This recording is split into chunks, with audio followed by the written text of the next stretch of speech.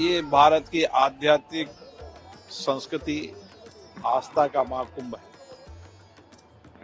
जहाँ पर संत ऋषियों की वाणी का अद्भुत संगम है, करोड़ों लोगों की श्रद्धा है और माँ गंगा का किनारा है, जहाँ बरसों तक महाकुंभ के प्रति हमारी आस्था रही है, विश्वास रहा है, भरोसा रहा है और आत्मा और मन की शांति के साथ देश में समृद्धि आए, खुशहाली, उन्नति आए, हर व्यक्ति के जीवन में खुशहाली आए, ये महाकुंभ में हम प्रार्थना करते हैं। 50 करोड़ से ज्यादा लोग अभी तक नहा चुके हैं, अभी मेला बचा है और लोगों के आने की संभावना है। किस तरह से देख रहे हैं?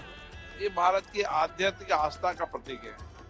भारत की पुरातन संस्कृति, वेद, विज्ञान, संस्कृति, पुराण, इन सब में महाकुंभ का एक विशेष महत्व है और इसीलिए भारत की जनता की बड़ी आस्था है और हम समभाव, समरसता का भाव, न किसी जाति धर्म विशेष नहीं, सबको एक साथ मिलकर आध्यात्मिक इस ऊर्जा से नई सामर्थ्य है, नई शक्ति आए, लोगों के मन में आंतरिक ऊर्जा से नई चेतना है।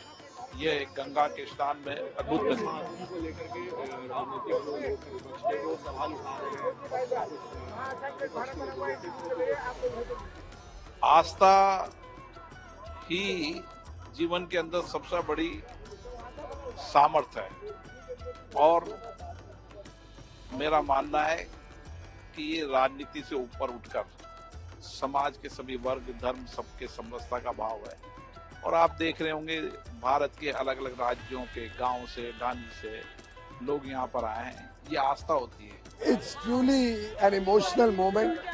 I feel blessed. I feel blessed to receive the opportunity to take this, to visit the Mahakumbh, to have the holy dip, and I feel this is truly an example of the collective spirit of India. And with 50 crore Indians and people from across the world coming, and we have demonstrated to the world India's growing power, growing strength. Many unexpected people are coming to take a holiday, like Coldplay singer has also came and many more. In fact, I was at Brussels in Belgium for negotiations on a free trade agreement when I got the request that the main singer of Coldplay wants to come to the Mahakumbh. And from there I called up the Chief Minister and made arrangements for his visit. And he was so thrilled experiencing this. It's something unique.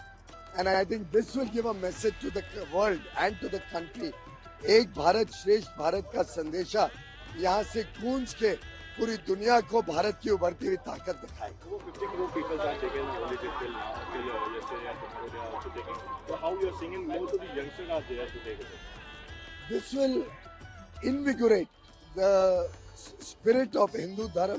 This will once again encourage our youth to connect with our religion.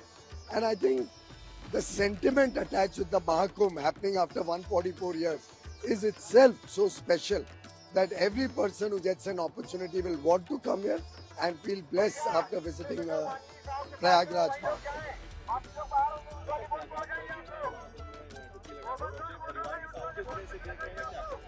अद्भुत दृश्य है, एक भारत श्रेष्ठ भारत का एक अनमोल उदाहरण है और मैं समझता हूँ भारतवासियों की और विश्व भर से आने वालों की आस्था देखकर आनंद आता है कि हमारा धर्म सुरक्षित है, सनातन धर्म आगे चल के इस देश को नई ऊंचाइयों तक लेके जाए। तो 50 करोड़ से ज्यादा लोग नहा चुके हैं किस तरह से इसको देख रहे हैं और आप भी अभी नहाने भी अभी मेला बचा हुआ है, तो क्या कहिए?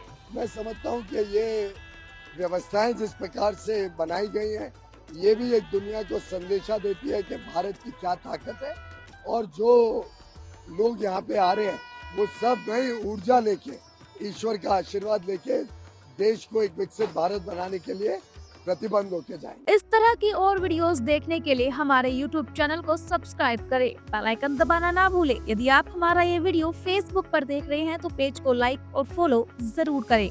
हमारे अन्य सोशल मीडिया पेजेस से भी जुड़े।